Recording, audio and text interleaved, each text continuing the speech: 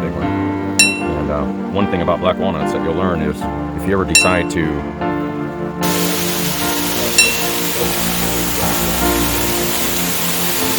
I didn't plan that. I just found.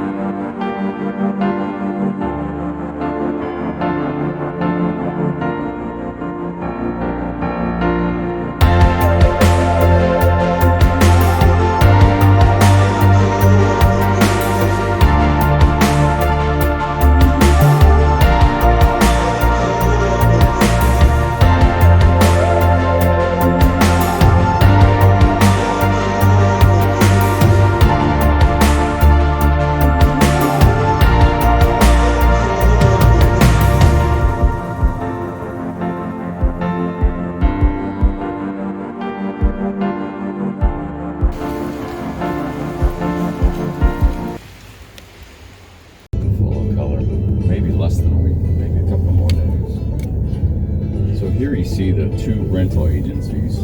Here in the summertime, that's a very popular activity. Now you can check that off your bucket list. Yeah, much enough. Yeah, right. Well, we've done it. Back to the car for a couple days. Yeah, you should be back today or tomorrow. Probably tomorrow. So today they do tent. This is tent camping. Yeah. So this is the picnic area. Here, very nice. Before we leave the parking lot is, you know, some of the nature that we have here is just really phenomenal. We've got a really nice treat right here. We've got a eastern black walnut tree. This is one of the biggest eastern black walnut trees I've seen. It does make a mess. Yeah.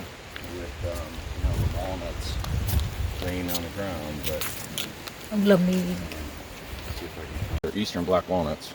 Oh, walnuts. Right here, walnuts. What? Yeah, there's one right here, a nice big one. And one thing about black walnuts that you'll learn is if you ever decide to shell them, you want to wear gloves because this make a really deep stain on your fingers. Oh, I see. Yeah, it'll make a real deep stain. They really have a stain to them. But there's the walnut right there. Oh yeah. Yeah. Yeah, this one didn't get big. It was a little bigger. Walnut trees I've seen in this area. It's an old one. For sure.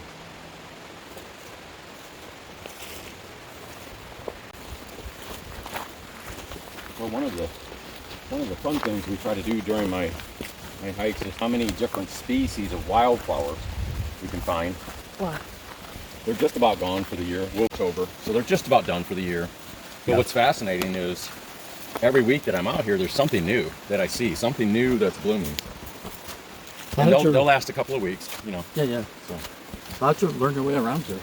Well, I've been here, you know, I've been here for 20 years. Wow. So I'm from Michigan, and the hill is an attention getter right there. It won't be like this all day. So. Yeah. All right. So one of the things that I want to point out to you is that we will be on the Deep Creek Horse Trail for a while. So if I holler out and I say, you watch my finger and I say horse apples.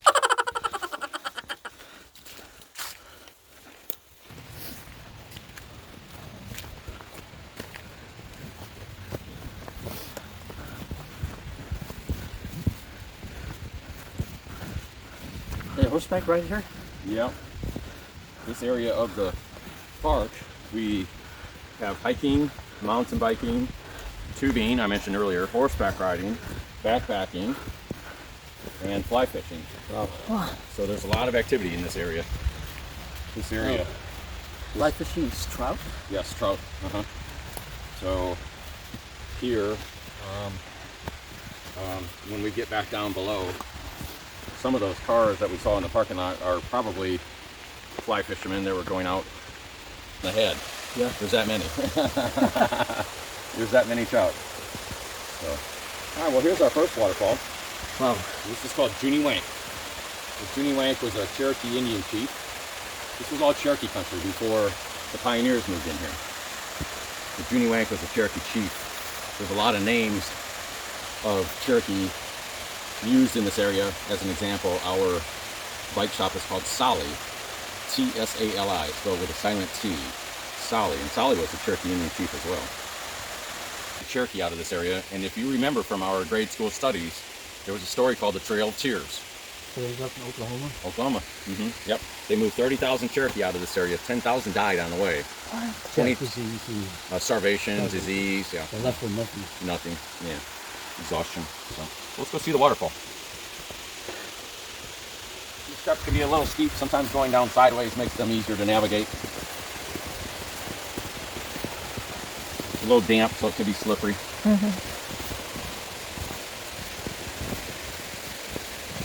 And Al, I want to give you just a bit of input. You might want to take your hands out of your pockets, because if you fall with your hands in your pockets, you can break a wrist or break an elbow. I know it's a little chilly on the hands, but hiking with, I've had to teach myself not to do it. It can actually be detrimental if you slip and fall to have your hands.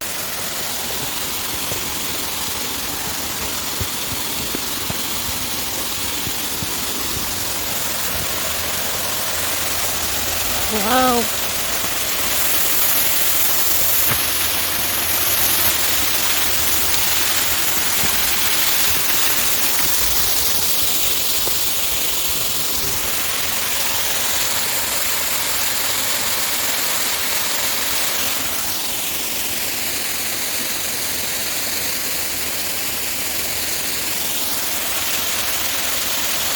This one is all color red.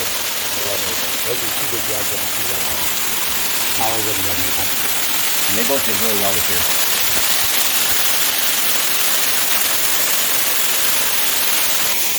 So this fern that you see right here, you can see up here it's green.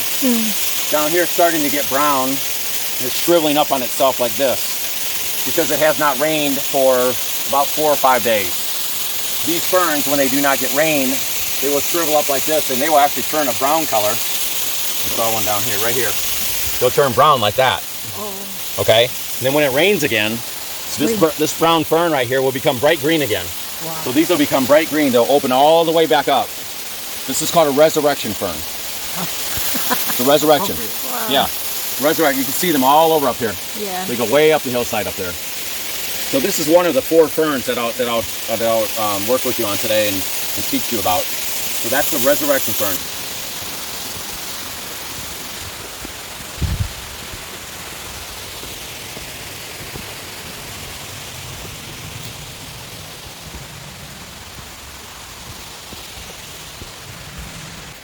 I may not get to see this again, so I'll show it to you now. There's a little tree right here.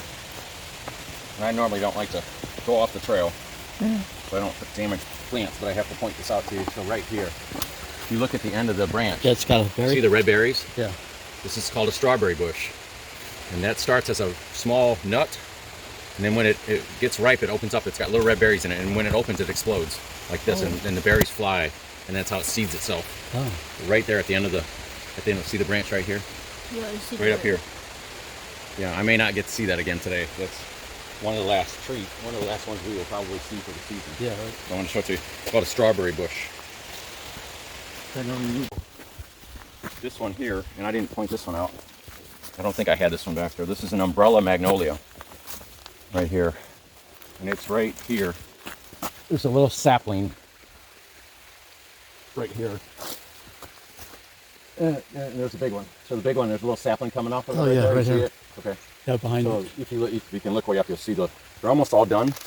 But the umbrella magnolia, what it does is at the end of its branch, it fans out like this, like an umbrella.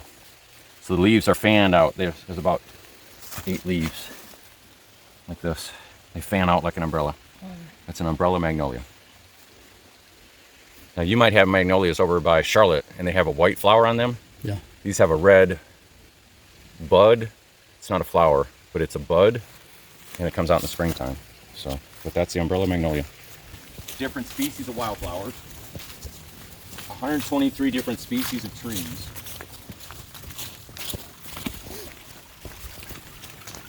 In these streams, there are 31 different species of salamanders.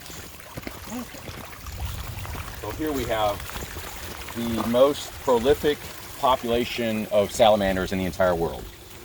Nowhere else are there as many species of salamanders as there are in the Great Smoky Mountain National Park. So what do they do? What good do they do? So they're in the streams. They are a food source for animals. Bears like to eat them. Other creatures, raccoons eat them. Oh. And then they eat, out of the streams as well. So salamanders, I'll try to find a salamander for you today and show you what one looks like. Sometimes they're very little. They're only about 4 or 5 inches. But there's 31 different species of salamanders here in the Great Smoky Mountain National Park. Nowhere else in the world are there so many different species of salamanders as there are here in the Great Smoky Mountain National Park.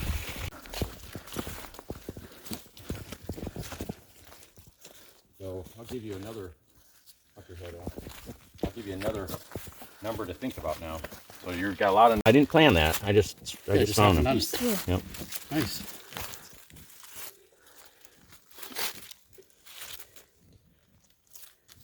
There's a good picture right there. It's interesting how they all work together in the ecology. I've learned how to find and identify pioneer home sites. There's certain clues that I look for. First clue I look for is a flat spot.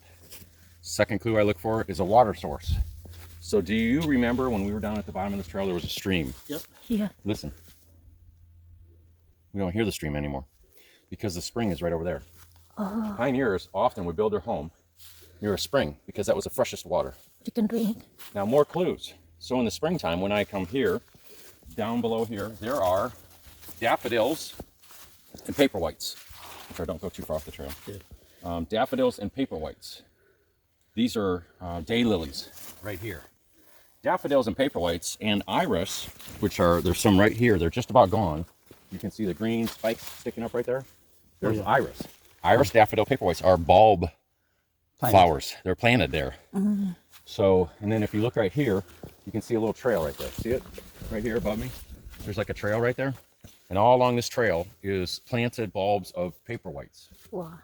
There's also a food source here. This is muscadine grapevine growing in this tree right here. Right here. Muscadine grapevine right there. Was that planted?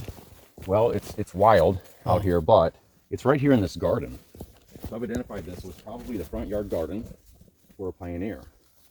And so you got a flat spot, you've got a spring, you've got non-native bulb planted flowers all in a row along a trail. Iris, daffodil, paperwhites, food, water. So as you're out here in the mountains, you learn these things. You learn for clues. You look for clues. There's another plant that you may have in your yard that you've used as a decorative plant called boxwood. You know boxwood? No boxwood. I don't have it either. It's got a real small leaf on it. It grows really slow. Yeah. And you put it in as a hedgerow. You